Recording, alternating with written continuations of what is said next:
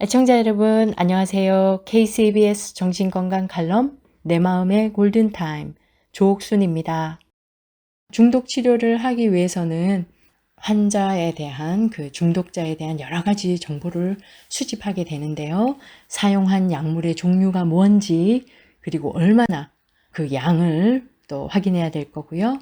사용한 기간, 그리고 현재 약물 사용 상태는 어떠한가, 그리고 정신건강 문제는 어떤 것이 있는가, 행동 문제는 어떠한가, 이런 부분들, 그리고 관계에 대해서도 확인을 해야 되겠죠. 가족이나 사회 문제와 또 욕구 문제, 혹시라도 법적인 문제나 재정적인 문제가 있는지, 그리고 이전에 혹시 약물 중독 치료를 했던 경험이 있는지, 이런 것들을 물어봅니다.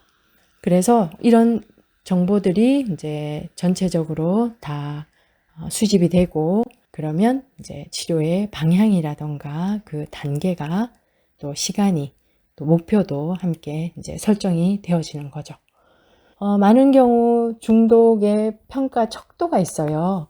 그래서 중독이 얼마나 심한지, 중독인지 아닌지에 대해서 이제 점검을 하게 되는데, 몇 가지 질문들을 제가 한번 말씀을 드릴게요.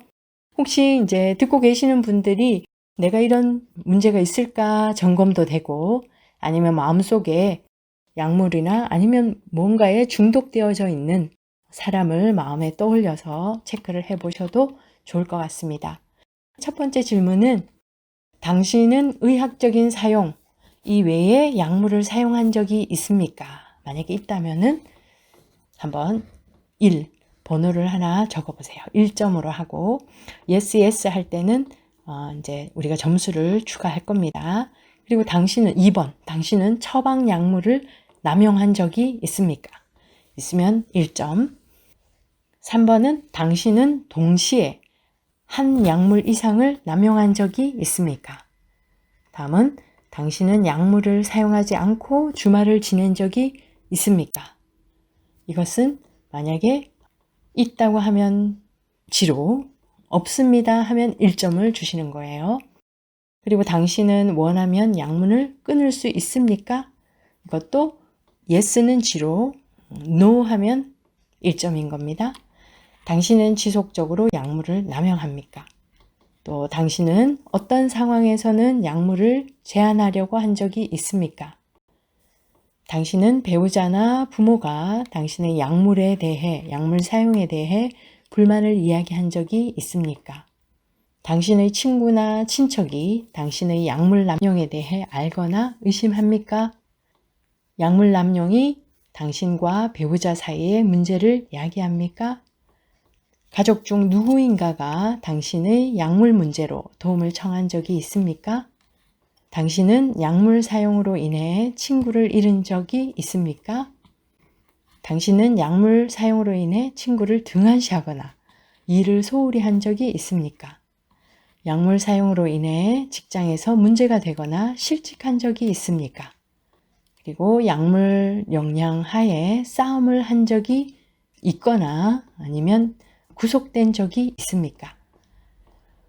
당신은 약물을 얻기 위해 불법적인 활동에 가담한 적이 있습니까? 그리고 위험한 약물을 소지하여 구속된 적이 있습니까? 강도가 높은 약물의 사용으로 금단 증상을 겪은 적이 있습니까? 당신은 약물 문제로 누구에게 도움을 청한 적이 있습니까? 돈을 빌린다던가, 그렇죠? 누군가에게 배달을 부탁한다던가. 다음 질문, 약물 사용과 관련된 의학적인 문제로 병원에 입원한 적이 있습니까? 중독이라면 거의 있겠죠. 당신은 특히 약물 사용과 관련하여 치료 프로그램을 받았던 적이 있습니까? 당신은 약물 사용과 관련된 문제로 외래 치료를 받았던 적이 있습니까? 이러한 질문들을 통해서 그 사람의 약물 사용의 정도, 그리고 심각성의 정도를 측정을 합니다. 그래서 이전에 어떤 노력을 한 적, 또 치료의 경험이 있는지도 알아보고, 왜 그 치료가 계속 성공적으로 끝나지 못했는지도 알아보게 되는 거죠. 그래서 이렇게 그리고 금단 증상의 척도도 평가를 합니다. 그래서 어느 정도로 금단 증상이 심각한지 이런 것도 알아보아야 되는 거죠. 그리고 이제 이러한 스크린 테스트가 모두 끝나면 이제 평가 척도가 끝나면 그 다음에는 입원 치료를 할지 통원 치료를 할지 결정을 하는 거죠. 보통은 프로그램 내에 또는 병원에 입원을 해서 치료할 것을 많이 권장을 합니다. 아무래도 밖에 나가면은 유혹이 많겠죠. 그래서 그렇게 결정을 하고 그 다음에는 치료 방법은 집단 치료나 개인 치료, 개인 심리 치료라든가 이런 치료를 병행하면서 집단에 들어가서 나 혼자만 이런 고통이 있는 게 아니구나. 그리고 그들의 경험과 또 여러 가지 생각들을 공유하게 되고요. 거기서 여러 가지 또 새로운 아이디어를 얻게 되고 또 격려도 받을 수 있고 함께 해나가는 그런 힘을 얻게 됩니다. 단계가 여러 개로 나누어져 있는 그런 구조화된 프로그램, 치료 프로그램이라던가 그리고 남용 물질에 대한 정신교육이라던가 정신질환에 대한 약물 치료도 받게 되고요. 그리고 그 가족도 교육을 받게 해줍니다. 그리고 정신치료 및 인지행동요법도 사용해서 행동도 바꾸게 되고요. 그리고 가족들이나 관계가 지금 다 깨어져 있기 때문에 이제 사회기술 훈련도 시켜주죠. 동기유발 기법도 사용을 합니다. 왜냐하면 약물 중독 치료에서 제일 힘든 것이 이 동기부여예요. 주변의 사람들은 정말 바뀌어야 되는 것도 알고 위험한 것도 아는데 본인만 변화할 준비를 하지 못합니다. 여러 가지 금단 증상 때문에. 그래서 이러한 방법들로 치료를 받게 되고요. 우선은 이제 중독된 약물을 제거해서 약물 복용 이전 상태로 돌리기 위한 해독 치료를 제일 많이 합니다. 제일 처음에 하게 돼요. 그래서 약 5일에서 2주간 해독제를 사용하게 되고 나중에는 약물을 사용하지 않아도 안정 상태를 유지할 수 있는 그런 준비 단계가 되는 거죠.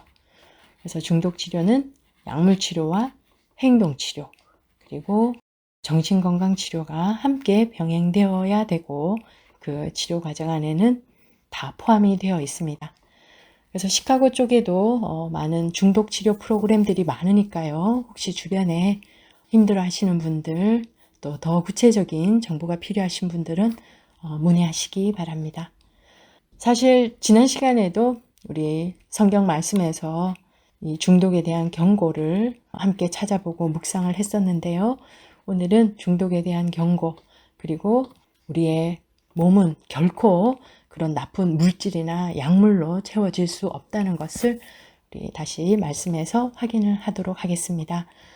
고린도전서 6장 19절 그리고 20절 말씀을 함께 묵상해 보도록 할게요.